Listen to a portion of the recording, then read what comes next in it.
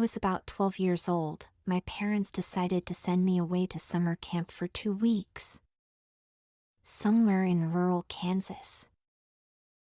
About that time we were living in Missouri, but my parents both grew up in Kansas. We still had family there, including my favorite cousin who was about my age. This was my first time going to any summer camp. I was excited because my cousin would be there. As an only child, I cherished any time spent with my cousin, who we will call Jenny. The camp was on a large property, about 30 acres of land out in the middle of nowhere. There were children of all age groups attending this camp. My cousin and I were in the same cabin with the 12, 13, and 14-year-old kids. The girls and boys had separate bedrooms and bathrooms, but we would interact during activities and meals. The first day we arrived, we met a boy who was 14, let's call him Kyle. Kyle was tall with dark features. His style was very gothic. He was a bit of a bully and tended to pick on the younger kids, especially the girls. He had been attending this camp since he was 6. He was well known to the chaperones, but not in the same way we knew him. The adults thought he was kind and helpful, but didn't seem to be acquainted with his other side. Every day Kyle would sit down to eat lunch with us, and would offer to tell us ghost stories. We told him no, the first few times, until about the 3rd day we agreed. Kyle began to tell us that the land the camp was built on was once a Native American cemetery and the property was haunted. My cousin and I both looked at each other and laughed in disbelief. Yeah, right, there's no way. I told him. You'll see, you girls better sleep with one eye open, he told us. If this place is so haunted, how come you continue to come back every year? He assured us that the ghosts were friendly to him, and they didn't bother him at all. We continued laughing at him. The more we laughed, the more he assured us that the place was haunted. The ghosts who haunt this place make it their goal to reveal themselves to those who don't believe in their existence, he told us. That very night, when Jenny and I went to our room, we told some of the other girls what Kyle had told us, and they also laughed. After a few minutes of chatting, we all fell asleep. It was about 3 a.m. when I felt someone in the bed next to me. I opened my eyes and saw no one, so I rolled over and went back to sleep. Moments later, I felt something pulling on my feet. I jumped up there. Standing in front of me was a little girl with a white dress on. She looked very angry. What are you doing here? Are you lost? I asked her, assuming she was one of the younger kids from the other cabin. She didn't respond. I stood up and reached out to take her hand to walk her to one of the rooms where the adults slept, but as I stood up, she disappeared. That's when a few of the other girls, including Jenny, woke and began asking me who I was talking to. I told them, the little girl who was just here. I think she was lost, but she just disappeared. Everyone was confused and didn't know which little girl I was talking about. The next day, while we were getting dressed, Jenny asked me, "What was that about last night? Are you okay?" I assured her I was fine and changed the subject. Later, that day during lunch, I sat down next to Kyle and said, "Hey, the ghosts who roam this place, can you describe them to me?" He said, "Why do you ask?" I told him I was just curious, but he didn't believe me. "You saw one, didn't you?" I told him I didn't think so. That's when he said, "It's usually a little girl. Her name is Maddie. She wears a white dress. Sometimes she's alone and sometimes she's with her parents." I couldn't believe it. The little girl he described was the same girl I saw the night before. Soon Jenny sat down and the topic changed. That night I went to bed, and I must admit, it was difficult for me to fall asleep. When I finally did, I felt the same thing the night before. Someone was in the bed with me, and when I put my hand out to touch them, there was no one. I was afraid to open my eyes because I didn't want to see the little girl again. I opened my eyes slowly, and there it was, a family. The little girl and her parents. I let out a gut-hurling scream so loud it woke everyone in the cabin. All the girls woke up and the adults came rushing in and turning the lights on. They asked me what was wrong, but each time I opened my mouth to speak, I couldn't. I felt a hand over my mouth. I felt paralyzed. Stuck to the chair I was sitting in while everyone questioned me about what was wrong. I looked through the window beyond everyone, and what I saw next was even scarier than anything I had ever seen. I saw the little girl hanging from a tree outside while her family cried.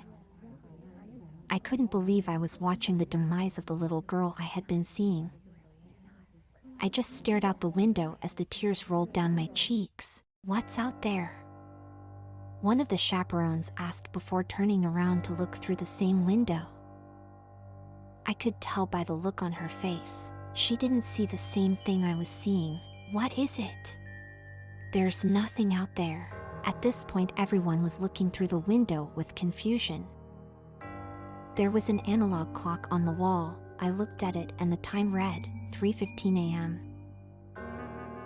Later on that day, the camp director called my parents to let them know what had happened. I spoke to my mom, and she asked me if I was okay, whether I wanted to leave camp. I told her no, even though I wanted to, because I knew if I left, Jenny would likely have to leave also, and I didn't want to ruin her summer by us having to leave camp after only being there for about a week. We had made it halfway through, and I didn't want to quit. Besides, everyone who completes camp would get a gold medal, and I wanted to earn my gold medal. As I hung up the phone with my mom, I looked out the open door of the chaperone office, and there stood Kyle with a smirk on his face. He was standing around, and I could tell he was waiting for me to leave. After the phone call with my mom, I walked out of the office. Kyle and I were face to face when he said, "Wow, you actually have the guts to stay, huh? Most people don't last a day after they meet Maddie," he said while laughing. "Wait until you see what else awaits you." I was so scared even I couldn't believe I was staying another week. I was soon beginning to regret my decision to stay after hearing Kyle promise that the worst is yet to come. After lunch that day, there was an activity planned where we had to hunt for clues that lead to a key that would unlock a prize. The activity took us on a hunt to find clues in pairs, and as luck would have it, I was paired with Kyle. "The universe hates me," I said after I saw that I had pulled his name out of the hat. "Hello, partner," he said with a grin on his face. We started our hunt, and we found a few clues very quickly, which put us in the lead among the 6 groups. "Watch out, Maddie is behind you," Kyle yelled, spooking the crap out of me.